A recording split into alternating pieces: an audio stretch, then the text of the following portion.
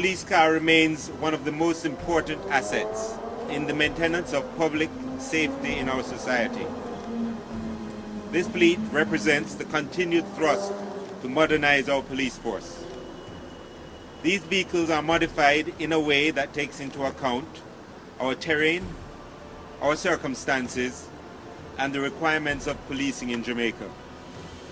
Along with other technology, we have been able to be more responsive to the needs of the public, which has supported us in taking on the new tasks and roles associated with the COVID-19 pandemic, even as we remain committed to our normal policing duties.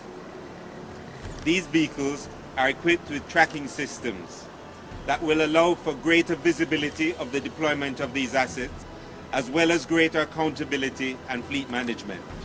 The systems will also make our officers more efficient on the job. Our patrol vehicle is a visible deterrent to criminals and a welcome symbol of protection and reassurance to citizens. We should never be challenged by immobility in responding to citizens' needs. And this is a timely contribution as we increase our presence to reassure the nation. These vehicles will significantly advance the constabulary's modernization and transformation agenda. There are 33 new bikes to come as well, because the bikes are a critical part of what we do, but all that reflects a continuing commitment to ensure our security forces is effectively equipped, efficiently positioned to deal with the kind of crime we have in modern Jamaica. This government is committed to providing an effective security apparatus for the country, and this is symbolic of what we want to do. And during the course of 2019-2020, we in fact acquired some 367 new vehicles at a cost of near $2 billion. That was the commitment of this government to continue with the development of the Jamaica Constabulary Force. In addition to the mobility, we have a whole new formation devoted to technology, which is important, as I said, in going forward, because without modern technology, we cannot function. Between the technology formation and our mobility, we are looking at improving the efficiency of the police force. And we have said, beside response time, there are other things happening.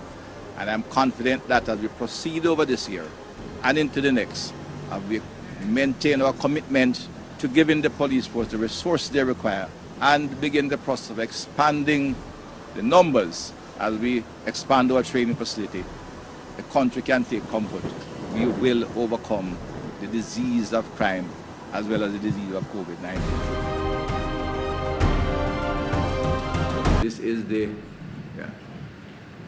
first signing of an MOU with a private sector grouping to extend our surveillance activity across the island at critical business activity. The JGRA commends the Ministry of National Security and the Jamaica I team on this initiative to make Jamaica a safer country. We as an organization are ready to implement this program with our members and encourage the entire industry to get on board with this initiative. It is noticeable that in the last year in particular, we have seen significant increase in events targeting air business activity, which operates with a heavy cash load on a normal basis. So gas stations, supermarkets in rural Jamaica, and money transfer stations are prime targets for criminals who are focused on getting ready cash.